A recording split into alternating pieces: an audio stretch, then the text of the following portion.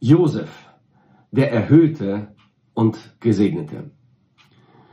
Josef saß mehrere Jahre unschuldig im ägyptischen Gefängnis, aber er blieb seinem Gott kompromisslos treu.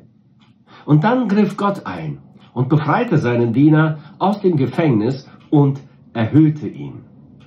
Der Pharao ist von der Weisheit des jungen Mannes tief beeindruckt. Doch Josef eignet sich die Ehre nicht an, sondern er gibt sie an seinen Gott weiter. So lesen wir im 1. Buch Mose, Kapitel 41, Vers 15 und 16.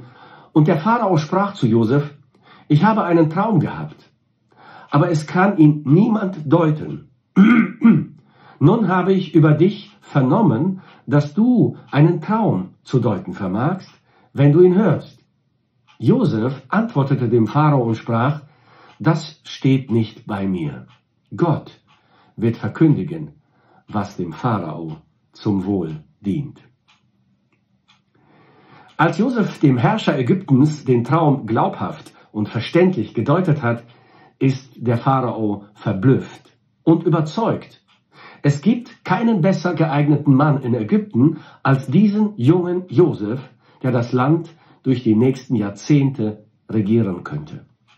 So lesen wir weiter: Und der Pharao sprach zu seinen Knechten: Können wir einen Mann finden wie diesen, in dem der Geist Gottes ist? Und der Pharao sprach zu Josef: Nachdem Gott dir dies alles mitgeteilt hat, ist keiner so verständig und weise wie du. Du sollst über mein Haus sein, und deinem Befehl soll mein ganzes Volk gehorchen. Nur um den Thron will ich höher sein als du. Und der Pharao sprach zu Josef: Siehe, ich setze dich über das ganze Land Ägypten. Josef, der fast perfekte Sohn und Bruder, der kompromisslose Nachfolger seines Gottes, bleibt standhaft. Trotz Verrat, er bleibt seinem Gott treu, auch trotz der anhaltenden sexuellen Versuchung. Er bleibt kompromisslos, trotz des unschuldigen Leidens und der ungewissen Zukunft im Gefängnis. 13 Jahre sind seit jenem Schicksalstag vergangen, an dem er seine Heimat, seine Familie, seinen Vater und seine Freiheit verlor. Jetzt ist Gottes Zeitpunkt gekommen, ihn zu erhöhen und die Träume seiner Kindheit zu erfüllen. Josef ist auf dem Gipfel der Macht angelangt. Er ist der zweite Mann nach dem Pharao, der damals der mächtigste Herrscher der Welt war. Würde Josef der Versuchung der Macht erliegen?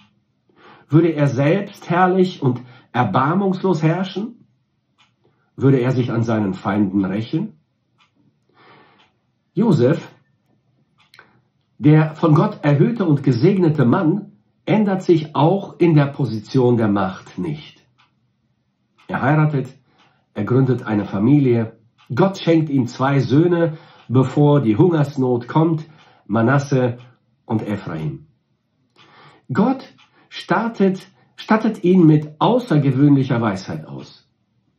Josef führt eine so erfolgreiche Wirtschafts- und Versorgungspolitik in Ägypten, dass das Land die nächsten 7 Jahre der Hungersnot nicht nur übersteht, sondern auch zum Hafen der Hoffnung für die umliegenden Völker wird.